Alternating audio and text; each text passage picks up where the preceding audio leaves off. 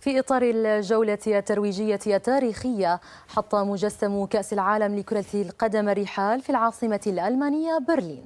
نعم وردة، الكأس الذهبية حظيت باستقبال حافل، وأسطورة الكرتين الألمانية والعالمية لوثار ماتيوس كان في مقدمة شخصيات الحدث.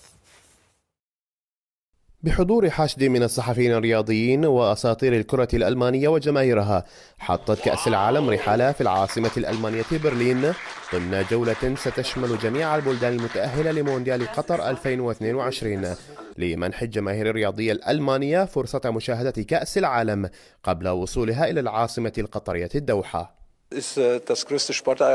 كأس العالم بطولة يحلم كل لاعب بالمشاركة فيها، ولحظات يجب على الجماهير أن لا تفوتها. ينتابني شعور خاص كلما شاهدت الكأس، لأنها ارتبطت بأجمل ذكريات عمري. وشهد حفل الاستقبال مؤتمرا صحفيا لأسطورة الكرة الألمانية لوثر ماتيوس والنجم الألماني باستيان شفاينشتايغر، تحدثا فيه للجماهير عن أبرز اللحظات التي عاشها مع كأس العالم.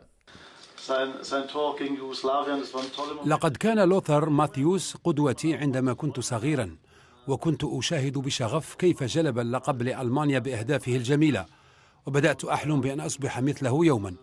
إنني محظوظ لأن القدر منحني الفرصة بأن أحمل بيدي أيضا كأس العالم 2014 إلى برلين.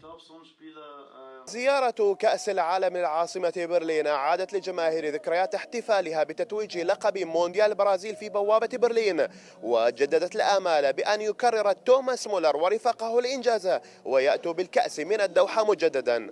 باسل حمد لقنوات الكأس، برلين.